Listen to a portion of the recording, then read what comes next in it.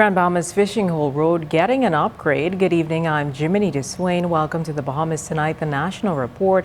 Thanks so much for tuning in. It's the thoroughfare that links West Grand Bahama to the rest of the island. The Fishing Hole Road has been a decades-old problem for drivers who usually experience difficulty on that road during inclement weather. Prime Minister the Most Honorable Dr. Hubert Minnis traveled to Grand Bahama today to break ground for a new causeway. Shashina Rowe-Farquharson of our Northern Service leads us off tonight. A brief ceremony with major significance for the island of Grand Bahama, drawing the nation's leader along with the delegation for the official opening of the Fishing Hole Road Causeway. For years, bad weather left residents stranded on either side of the main thoroughfare that connects West Grand Bahama to the rest of the island. For decades, it was the center of controversy, resulting in protests, panic, and even loss of life for those living in the Western District. Those attending the ceremony heard how the new causeway will make the commute easier for those traversing the western end of the island. Officially breaking ground in 2015 under the Christie administration, the then $6.5 million project did not meet its 61-week deadline.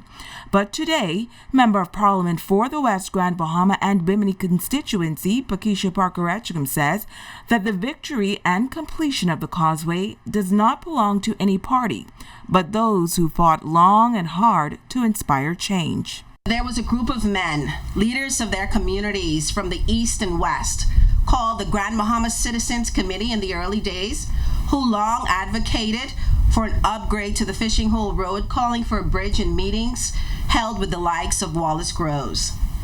The correct history will show that young Hannah Hill resident Caleb Alton of the Pomp organization publicly called for a bridge, and he, along with persons such as Derek Delancey of Seagrape, was arrested during a demonstration in this very same area for their stance taken. The correct history will show that the contract for this causeway was awarded under the 2012 Progressive Liberal Party. The correct history will also show that its completion and upgrade came under the Free National Movement government. The Minister of State for the Disaster Reconstruction Authority, Iram Lewis, also bringing brief remarks.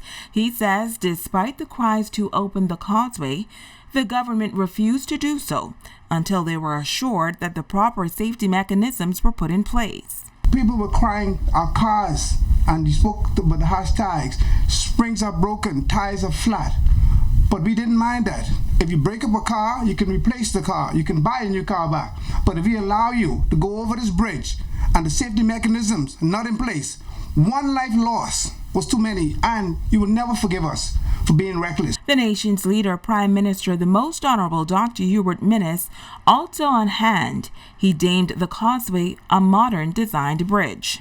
Spanning 900 feet across the Hawksbill Creek, with a lifespan of 50 years, sitting 12 feet above the main sea level and able to withstand hurricanes up to Category 5 intensity.